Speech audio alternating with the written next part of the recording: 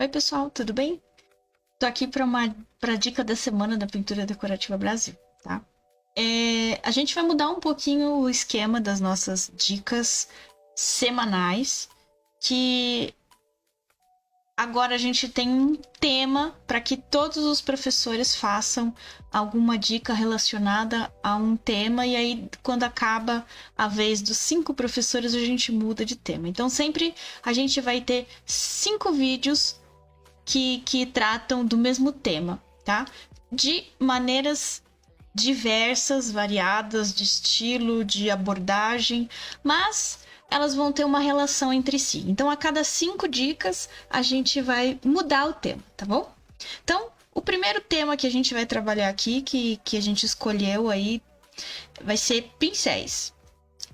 Eu escolhi um pincel aqui para fazer uma demonstração, que é um pincel que pouca gente conhece, e é um pincel relativamente simples. E é uma técnica que se usa para fazer fundos, enfim, que todo mundo ama e todo mundo faz, e tem assim inúmeras maneiras de se fazer, que é o pincel de pátina. Pouca gente usa esse tipo de pincel. A gente normalmente usa esses pincéis amarelinhos aqui da Condor, o 456. Aqui eu tenho o 16 e o 12, que não tem nada de errado, não é essa a proposta dizer que tá certo e que tá errado, não é isso. É apresentar mais um material como uma opção, tá? Então esse aqui é o pincel de pátina. O tamanho dele aqui é de 1,5 polegadas. Tá estampado aqui, mas é difícil de enxergar a dobrinha, tá? Se vocês conseguirem ver, ó, aqui, assim dá pra ver, ó. Ele é todo cortadinho, ó. Ele não é reto.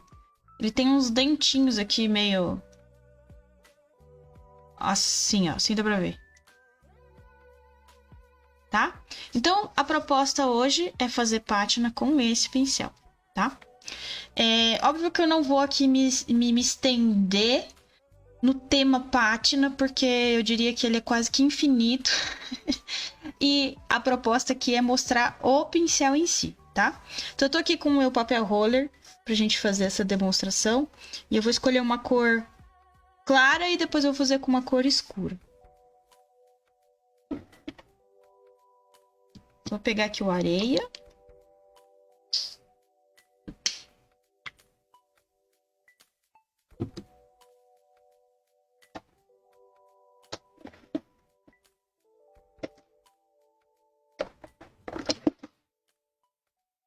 E o sépia.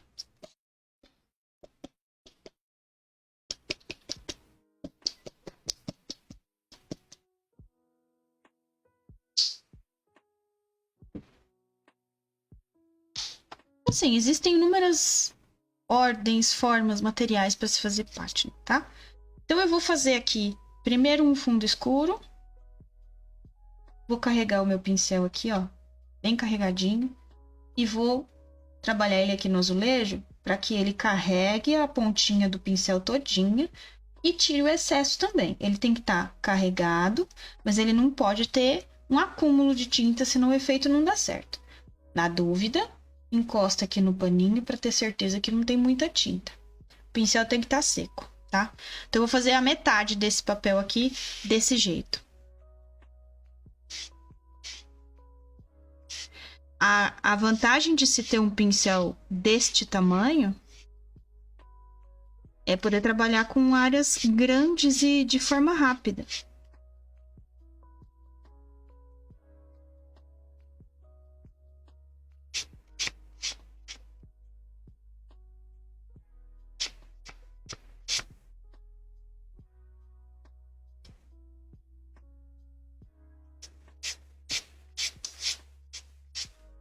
Ele é um pincel relativamente macio, não é duro, então não precisa fazer tanta força.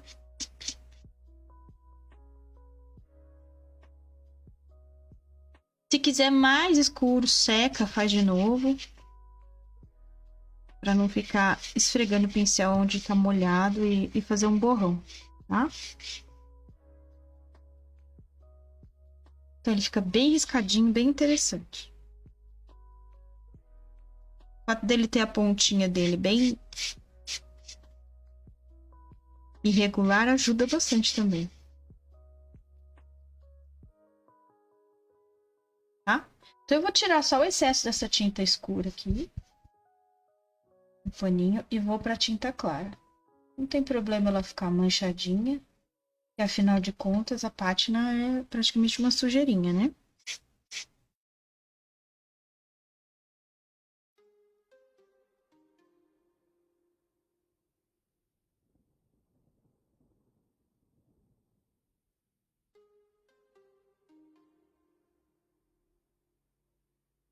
Tá aqui a nossa pátina. O papel tá um pouquinho abaloado, mas só por um pezinho nele que ele ajeita. Eu gostei bastante pelo fato dele não ser tão duro. E você não precisa fazer tanta força. E aí o braço agradece, né? Tá, então vamos fazer aqui do outro lado só a cor clara. Segurar assim pra ele não dançar.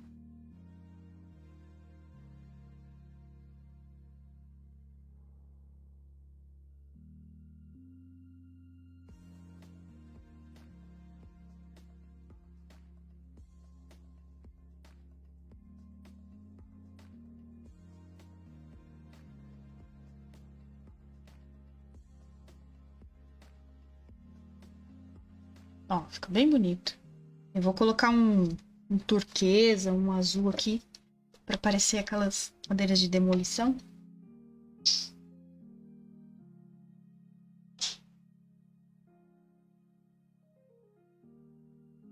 De agora meu pincel já começa a ficar mais úmido, então ele acaba recolhendo mais tinta do azulejo, porque eu tô usando o mesmo pincel para tudo. Então, conforme você vai usando, ele vai hidratando as cerdas e aí ele capta mais tinta. Então, mesmo eu fazendo o mesmo processo aqui, agora ele tem muita tinta no pincel porque ele já tá úmido, tá?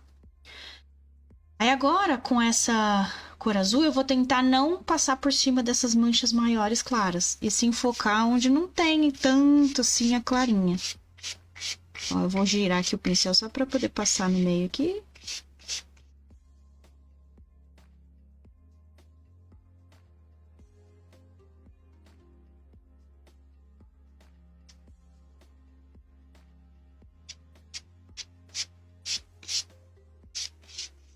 Faz a sujeirinha.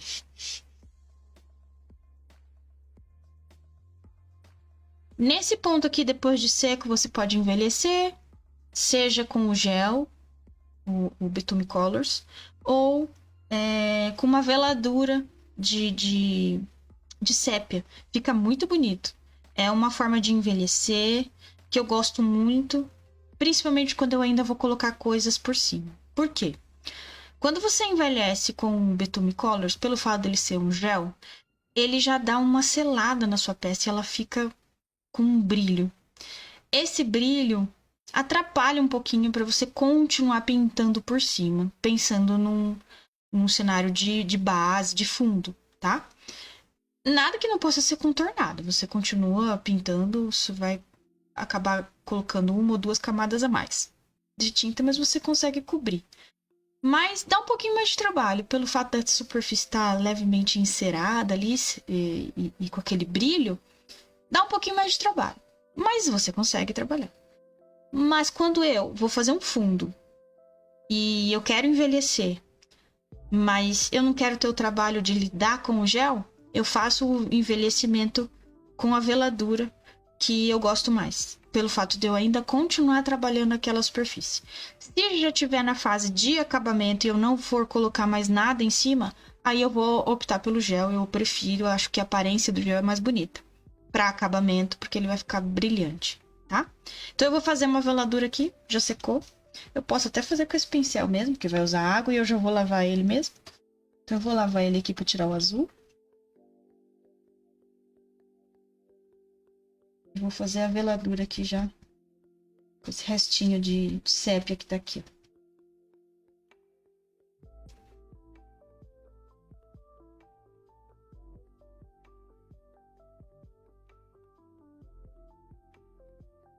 Tá?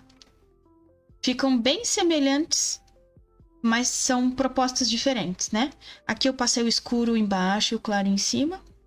Aqui eu passei o claro e o azul aleatoriamente e passei a veladura por cima só para escurecer. Você pode partir para uma veladura mais amarelada para dar a impressão de que ela já é antiga. E aí você pode optar pelos tons de siena natural misturado com um pouquinho de marrom. E aí o que eu vou fazer aqui para a gente ficar com essa proposta.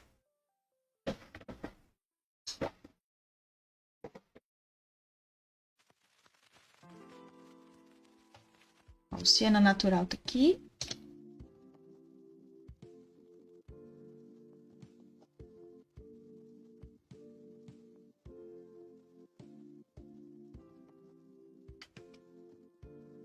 Eu vou pôr um pouquinho de marrom, porque o siena natural é bem amarelo. Então o marrom vai dar uma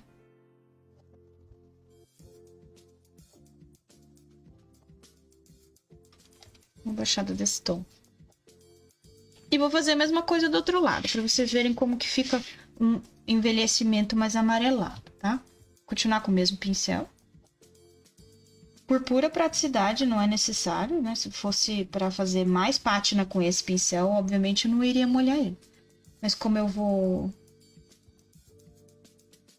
já lavar ele daqui a pouco, então aproveito e uso um pincel só. Então tá aqui, ó, a minha diluição. E eu vou passar do outro lado, ó. Vou pegar um pouquinho mais de água para tirar um pouco da cor, que o Chico ficou forte.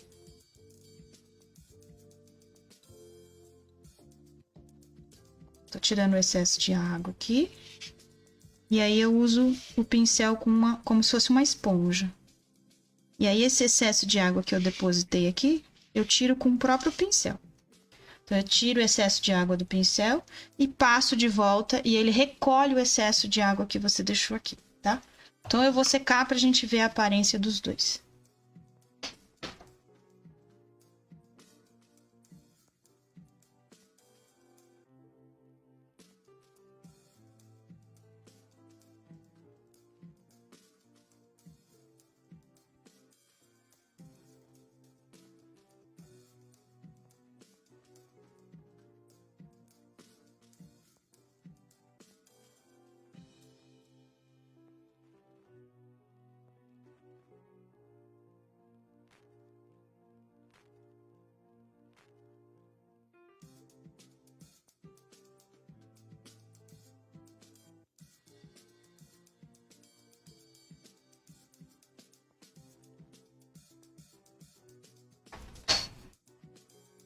Aqui tem um acúmulo de água, mas não tem problema.